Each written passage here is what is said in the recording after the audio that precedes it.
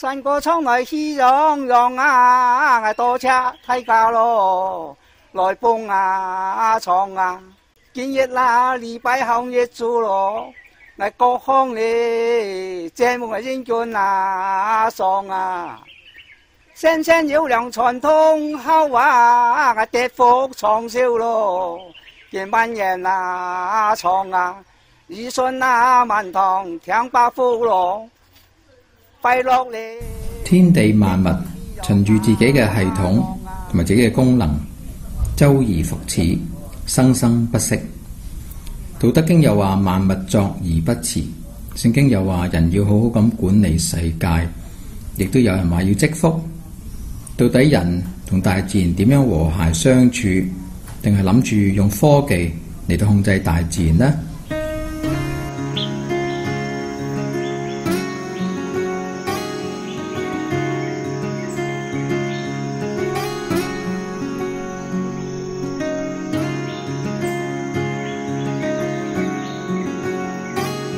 大家好，我係邱榮光，今日好開心同大家分享一啲環保嘅心得。喺林村嘅香港環境教育基地呢一度，你可以睇到風水林並唔係一種迷信，而係防止寒冷嘅北風同埋防止山泥傾瀉嘅一種聰明嘅傳統智慧，一種環境嘅規劃。村前邊嘅小池塘唔單止提供咗魚類俾村民做食物，更加係一個污水嘅處理廠。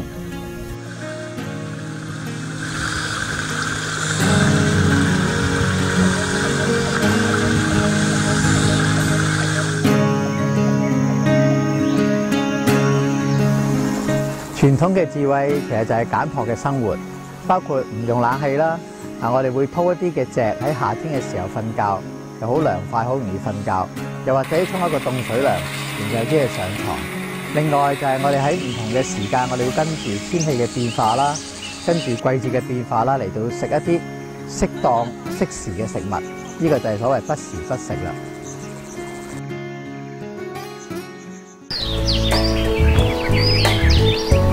呢啲咧就係雞屎藤嚟嘅，我哋咧得嚟整茶果嘅，可以清熱解毒啦，可以整到嗰啲細蚊仔好中意食嘅，咁啊都有嘅，或者攞啲攪拌機嚟攪，跟住咧就可以蒸熟啊，就一家大細都啱食嘅，可以清熱啦、解毒啦，同埋消炎啦，都嗰啲糠咧又可以煲水嚟飲嘅，咁都幾好噶。呢啲雞屎藤就有咁嘅功效咯。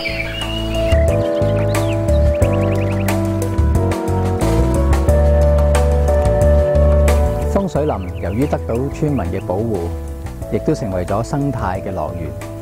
鳳園蝴蝶保育區就係建立喺鳳園村嘅風水林同埋山谷裏邊。呢一度有超過200種嘅蝴蝶，每年有超過1萬人嚟到呢度學習蝴蝶同埋生態，更加一齊保護我哋嘅大自然。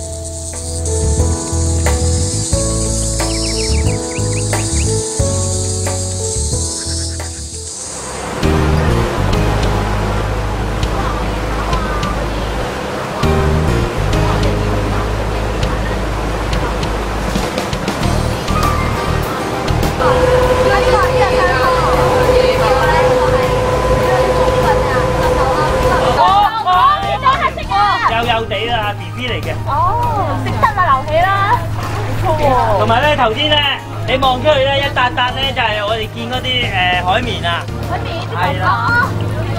咁啊，海綿咧，你唔好睇少啊！你個海綿呢個咁嘅樣咧，原來咧6億年前已經係咁嘅樣啊。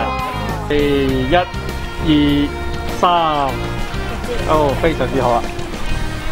地球咧有活動噶嘛，咁啊活動嘅過程咧就會因岩石咧移動啊。咁呢度咧，其實咧呢邊咧抬高咗嘅。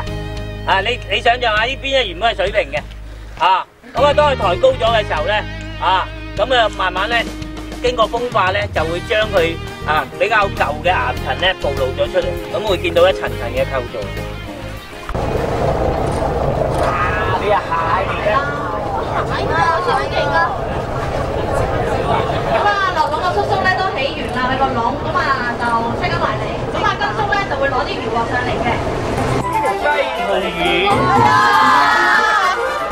得意啊個樣，點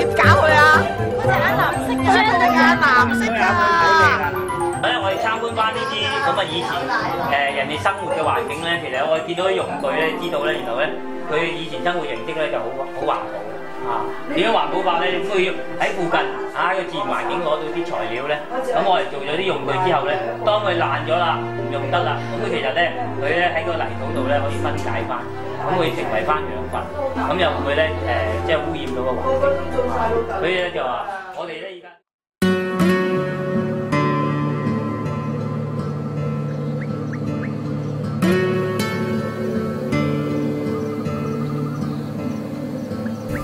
我哋嚟到大埔三門仔嘅地質教育中心，呢一度嘅漁民正喺度幫手一啲地質嘅導賞同埋教育嘅活動。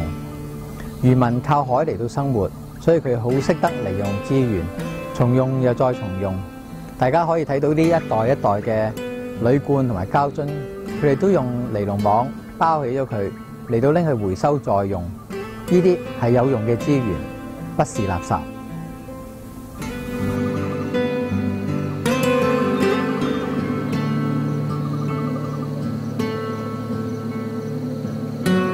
由於市民都好熱烈咁樣響應回收，將佢哋膠樽拎到嚟呢度，我哋收到嘅膠樽比預期嘅多成2倍。嗱，膠樽收到可以做咩呢？可以做成一啲好靚嘅風褸啦、領呔啦，甚至乎一啲嘅玩具添。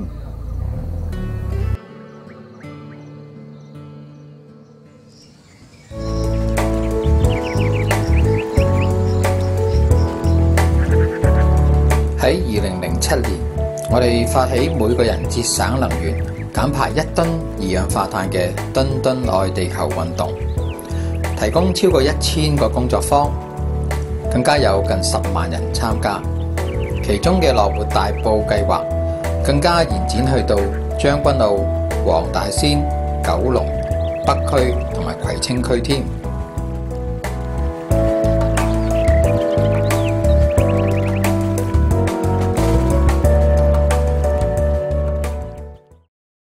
環境保護其實就係保護緊我哋自己居住緊嘅生活環境。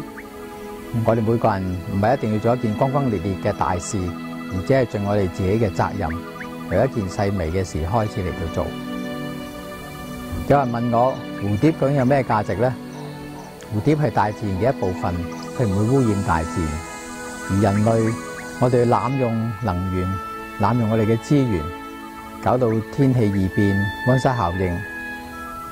跟住就會有極寒極熱嘅天氣，亦都引起氾濫。如果大自然問人類有咩價值，你又會點樣回答呢？多謝大家。